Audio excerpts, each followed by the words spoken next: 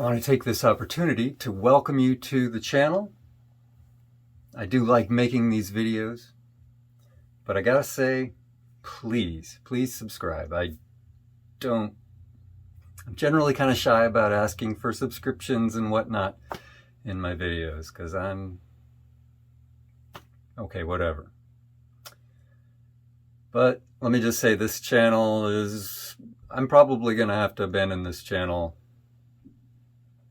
unless a lot of people subscribe, because it's just not going to be worth it for me to put in the time to edit these videos. The recording doesn't take that much time. Editing takes a lot of time.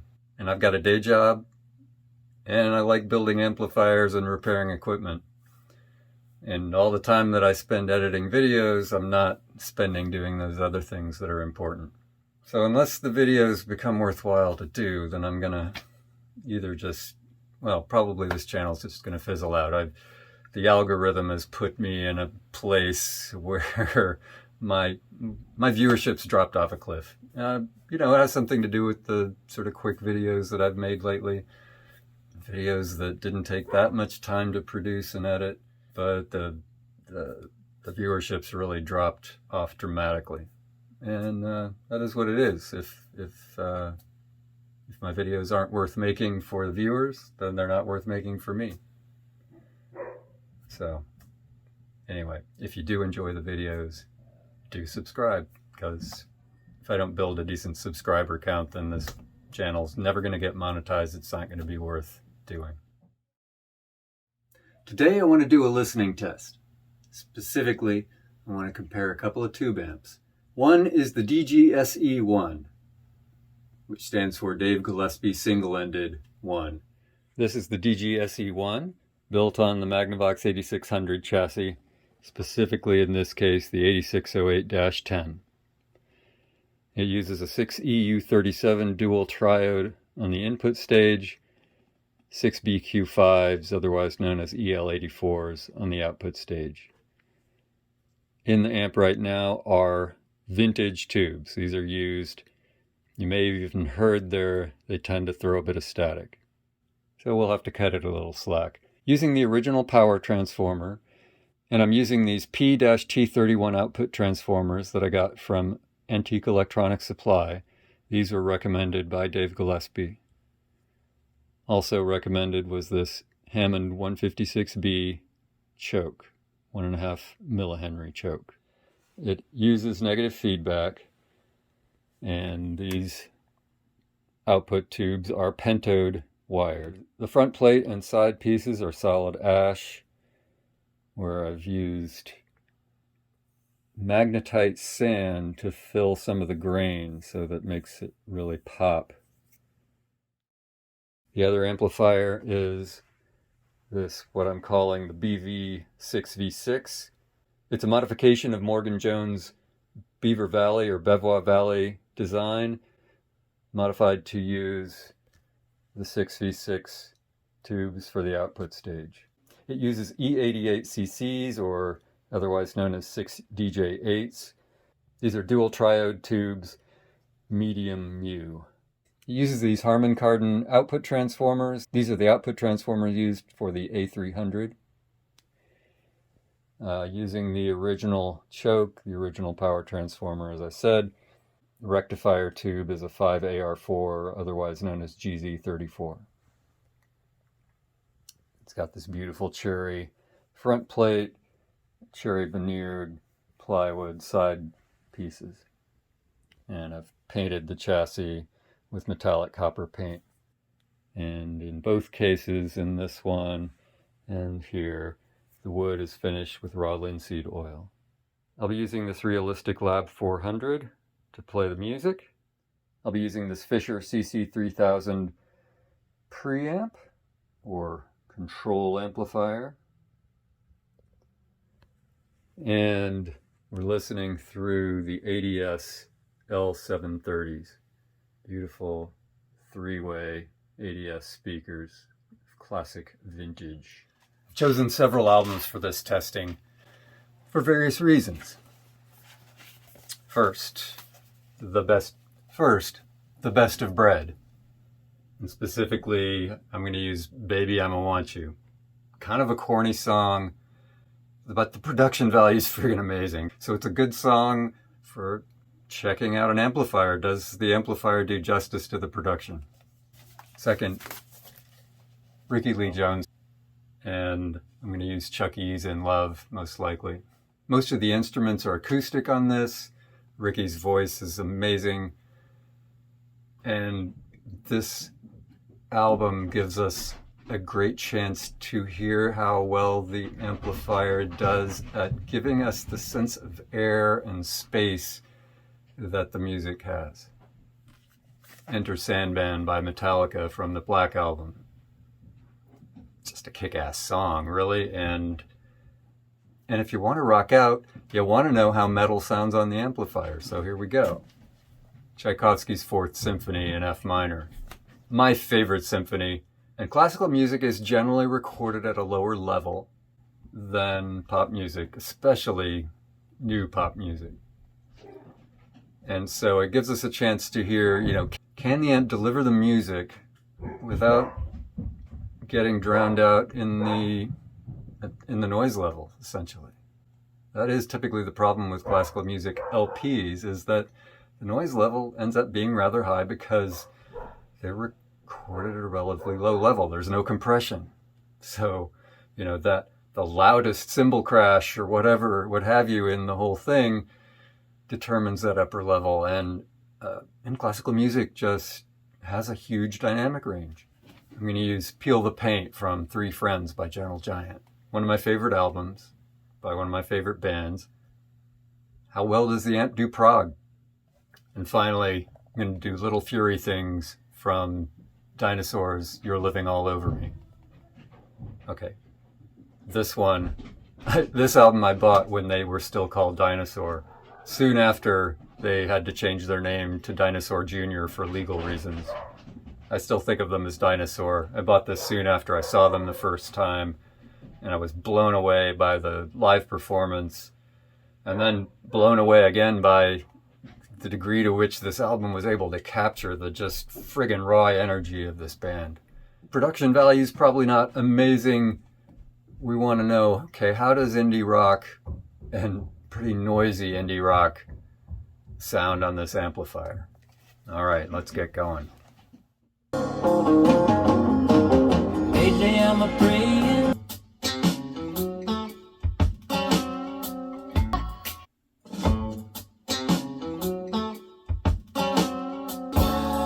I don't believe what you say.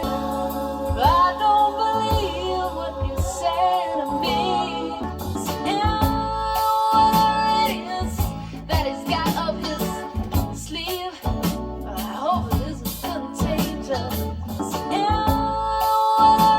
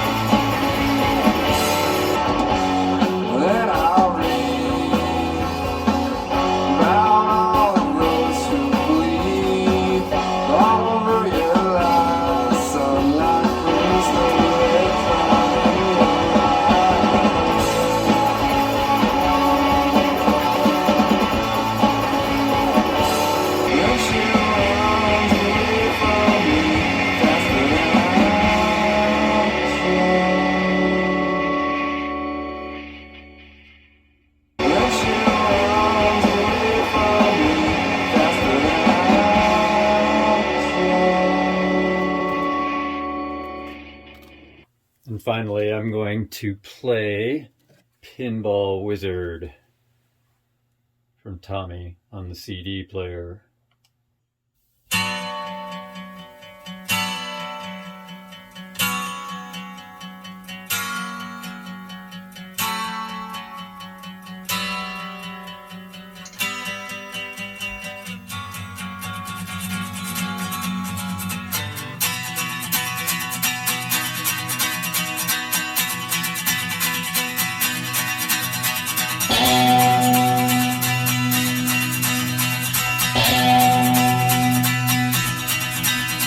Ever since I was a young boy, I played the silver ball.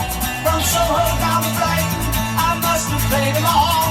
But I ain't seen nothing like him in any amusement hall. That deaf-dumb blind kid sure plays a mean pinball.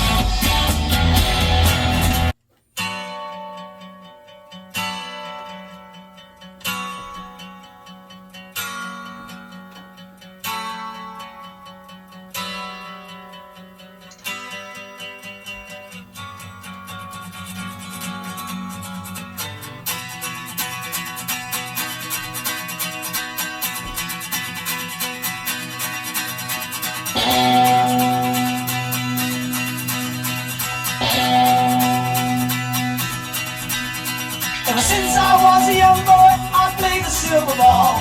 From Soho down to Brighton, I must have played them all. But I ain't seen nothing like him in any amusement hall. That deaf-dumb blind kid sure plays a mean pinball. He's a pinball wizard that has to be a twist. A pinball wizard's got such a stuff for ears. How do you think he does? I don't know. Makes him so good. He's a pinball wizard that has to be a twist. A pinball wizard's got such a stuff for ears.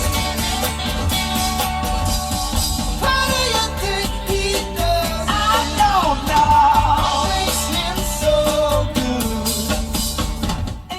So I want to do one more thing, because I don't really expect these amplifiers to sound all that different at this volume. So the benefit between a 10 watt per channel amp and a 3 watt per channel amp is going to be that the 10 watt per channel amp can play a lot louder. The 3 watt per channel amp, I think, was already a little bit stressed in the bass on the last song by The Who. So I want to see how loudly I can crank this up beyond that and still get good sound in the bass. All through those other tests, all through those other songs, I kept the volume knob exactly in the same spot the whole time. So I didn't try to do any particular level matching from record to record or between the amplifiers. Now I want to just try cranking this one up a bit, see what we can do.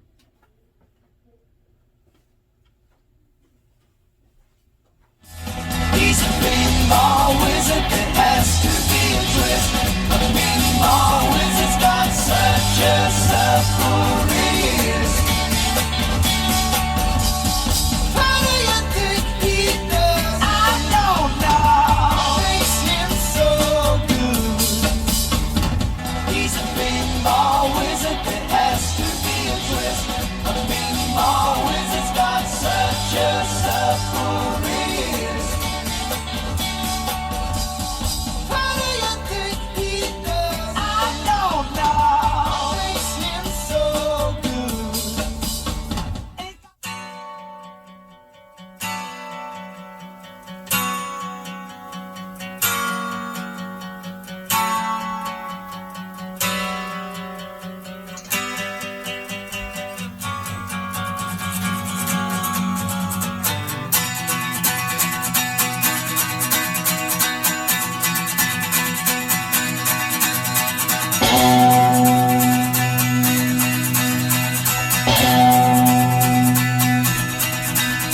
Ever since I was a young boy, I played the silver ball.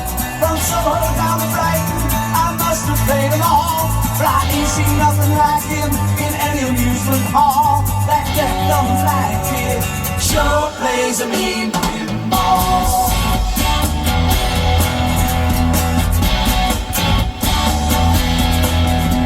He stands like a statue, he knows more than the machine.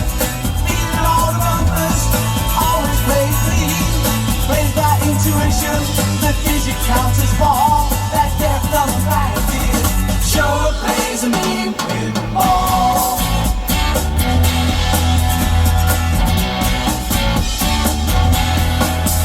He's a pinball wizard, there has to be a twist. A pinball wizard's got such a supple wrist.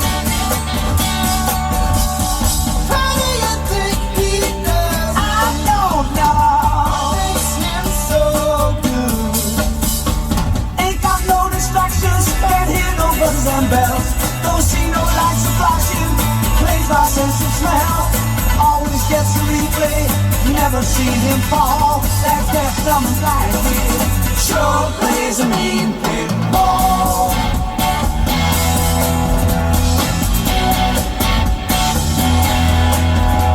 I thought I was the mighty table king, but I just handed my pinball crown to him.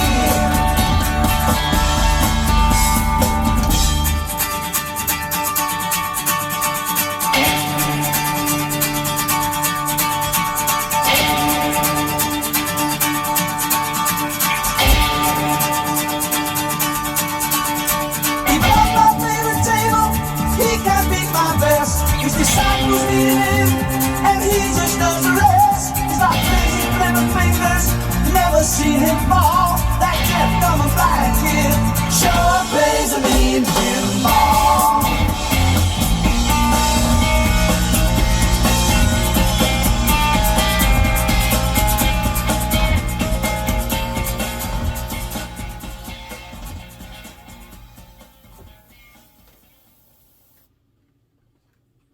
I don't know about you, but at the highest level that I cranked it up to, I heard it fall apart as the bass got strong enough to just make the signal go to hell, basically. So that's, in a sense, that's what makes this a good amp as opposed to a great amp. These output transformers just can't handle bass at full power. But even at the loudest level, in the parts that weren't bass heavy, it sounded really good. So if you wanted to listen, say, to strings and so on, this amp would be great. But as soon as you start getting Keith Moon bass drum and, it kind of goes to hell at high volume. But overall, I'm pretty pleased with both of these amplifiers. They both sound really nice. Now again, what to say about this amplifier comparison? I think they both sound really good. This one's higher powered, can play louder. The other one sounds really good as well, perhaps even a bit clearer on some things. It's sort of the nature of being single-ended and fully Class A versus push-pull and Class AB. That it has that sort of extra tube clarity. And so if you've got very efficient speakers and or don't listen to stuff that requires a lot of bass, and or you want to listen at relatively low volume levels, and or you want to use it as a desktop amplifier, which is what I use my other DG-SE1 for. In any of those cases, it may even sound better than this one. This one sounds really nice too, and it plays louder. Speaking of using the DG-SE1 on the desktop, this is my editing setup. Part of the way that I'm evaluating these amplifiers and trying to detect differences between them is to use this desktop setup where I've got my ADS B4, maybe B5, I think. Anyway, these ADS speakers and a DG-SE1 on my desktop. Let me be clear about something about these amplifiers. I did build them, and I'm pretty sure I built them right, so neither one of them should sound bad. They both should sound actually neutral. When I'm making a tube amp, I make it to be a good amp, not an amp necessarily that accentuates tubosity, if you will. So I'm just trying to make a good amp with a tube circuit. Okay, that said, these amps ought to pretty much sound the same at modest volumes. That is, before we get to audible distortion, they ought to sound the same, because they ought not to be distorting. There ought not to be some frequencies that are particularly accentuated relative to others. So really the main way that I evaluate these amps and compare them is through their deficiencies. What are their limitations? Where does the design break down? Of course, what we see is that as we turn up the volume on either one of them, we get to distortion. Of course, the lower power amplifier is going to reach audible distortion before the higher power amplifier. The single-ended amp, therefore, which maxes out around 3 watts per channel, is going to distort at a lower volume than the 10, or I think it's actually 12 watts that I'm able to get out of that push-pull amplifier. So before we reach any kind of distortion level, push-pull, single-ended, they ought to sound the same. Now that would be different if, for example, we were listening to a single-ended triode amp without global negative feedback. Without negative feedback, we're listening to this sort of the tube signature. And in that case, the lows are a bit rolled off and the highs are a bit rolled off, and we get that triode sound. These amps are designed simply to be accurate, precise amps. Once we do get into distortion, the single-ended amp and the push-pull amp may distort a bit differently.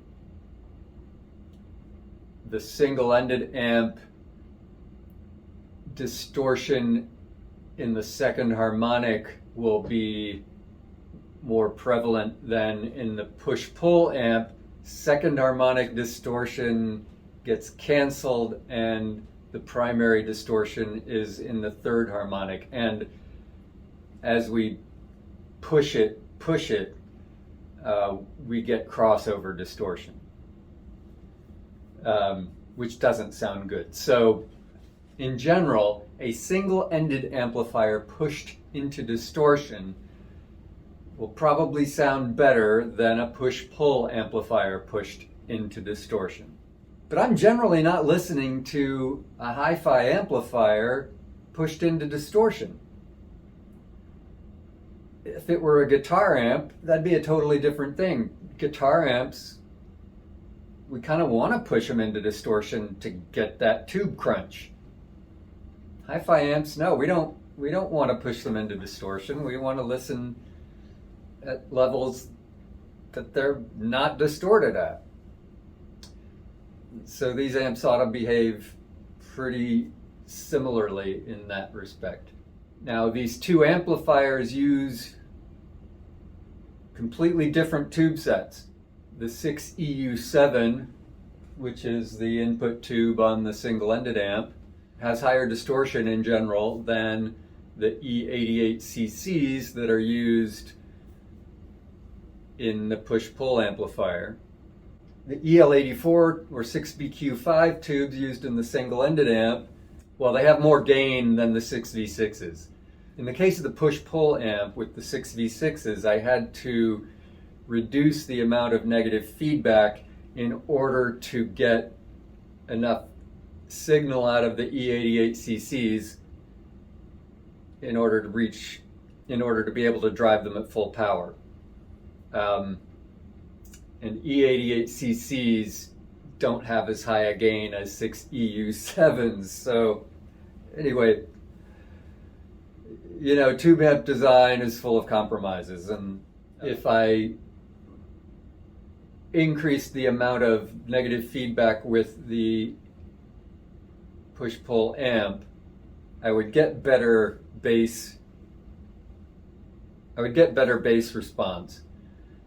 It wouldn't distort as easily or at as low a volume as it does now. But I'd have a hard time finding a preamp that would give me full power. Yeah, it's tricky. Thank you if you've made it this far for watching the video. Again, if you've made it this far, and I would, well, I'm not going to beg. If you're watching my videos, please do subscribe. Y'all have a great one. Perhaps you'll see me soon.